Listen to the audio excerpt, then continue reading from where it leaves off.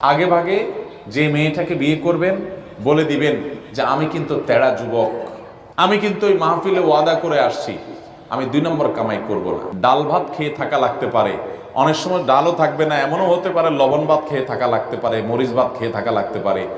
রাজি থাকলে আসো, এগুলা কোনো মুখরোচক গল্প শোনাচ্ছি না তোমাকে। আমি কিন্তু 2 নম্বর কামাই করব না, অতএব কামাই কম হবে, কষ্ট হবে। চাইলে আসো, আর না হলে এখনো রাস্তা মাপতে পারো। আমাকে আইসা শাড়ি চুড়ির ডিমান্ড দিবা, অন্য চোরদের বউ, ডাকাতদের বউ, দুর্নীতিবাজদের বউ, তারপর রিলিফ চোরদের বউ, হারামখোরদের বউ, তাদের মতো দেখে দেখে কম্পিটিশন করতে পারবা না।